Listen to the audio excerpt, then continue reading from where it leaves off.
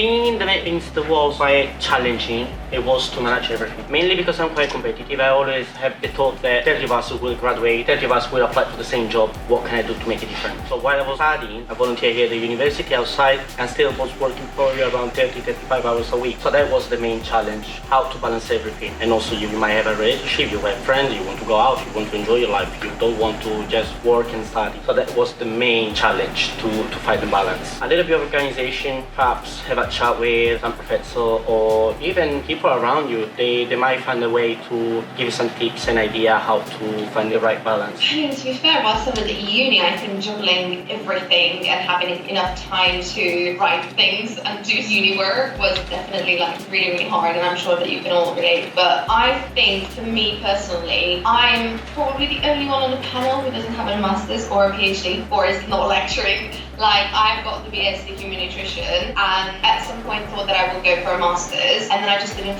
feel like I wanted to or I needed it in a way that I was always more interested in actually working with people and learning from that and actually getting the experience rather than the academic side of things. So academy's great and all that, I really enjoyed being at uni, but I just found it really hard to try and think about how this all would be when you talk to people. How do you talk to people about these things, right? How are they going to react, what they're going to think, how to share this information, not to overwhelm. So for me, I was always kind of missing and was struggling with actually that need and want to put it in practice and get that experience through people you talk to, even if your goal at the moment is like not one-to-one. I always knew that was what I wanted to do.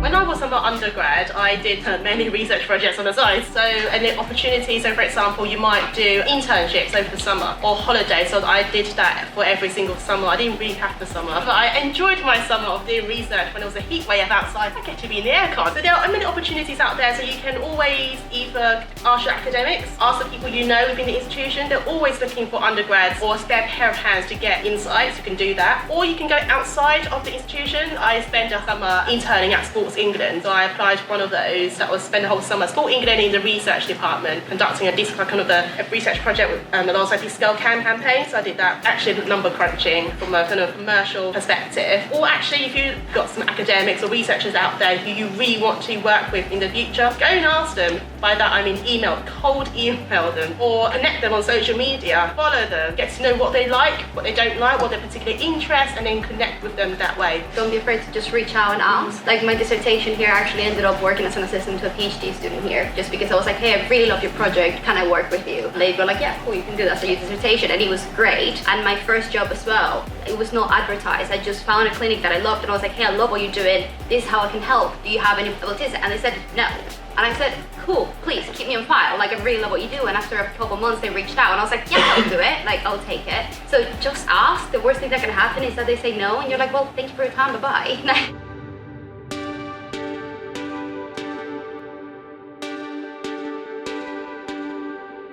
Something I do that does help me a lot with that is that when I am in that state that I'm very motivated, I'm like, oh my god, I love this, I love what I do, I write something. So I spend some time writing, why is this important to me? Why do I want to do this?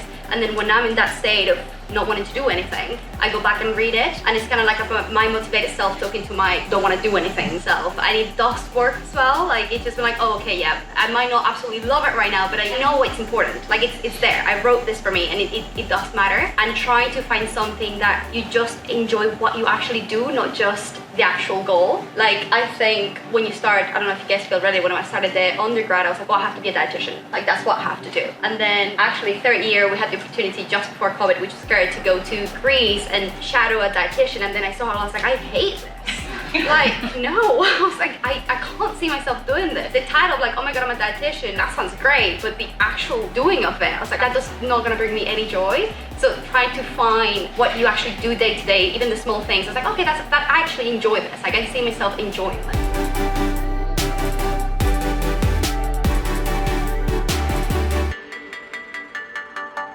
I will say that don't think at least I'm talking to myself, don't think that because we're sitting here we have it figured out. Like, I remember being in that sit and having a like similar talk, and I was like, oh my god. And now that I'm coming back, I was like, if they knew what I know, like I had no clue. It's okay to not know exactly what you're gonna do next. You're gonna be fine. Just try different things. The worst thing that can happen is that you actually don't enjoy and you're gonna find a different path. It's okay. Like, no one has everything figured out. That's not a thing. I would say try everything. Even if you can volunteer just for a day, it can really give you an overview and understanding what they do, and just extra experience, and it's just gonna help to understand what you want to do. But if you don't try, you don't know. 3 things. One is be you. You are you. You are not me. I'm definitely not you. You have your own skills. You have your own experience. And each one of us, I think today, we all have different stories. So first of all, it's be yourself. Be you. Second one is life is all actually your career or experience. It's not a linear route. It's wiggly. I've learned that especially from my masters and PhD. You think you are going to succeed in X, Y, and Z. You're not. You are going to do A, B, C, D, E, F, G, and then come back to X, Y, Z. You might do other things before you come back to your aspiration. It might take a few more years, but there's no linear route there. It's going to be wiggly. And finally, think outside the box. By this, I mean push yourself to do the things that you don't necessarily think you could have done or you would do. By this, I mean think about skills that you have the weaknesses. So if you want to do more science communication, why not go and find an opportunity in science communication? I think you just need to remember that if you don't allow yourself time to learn who you are and what's okay and what's not okay, and build your boundaries and learn to say no, not to overpopulate your calendar.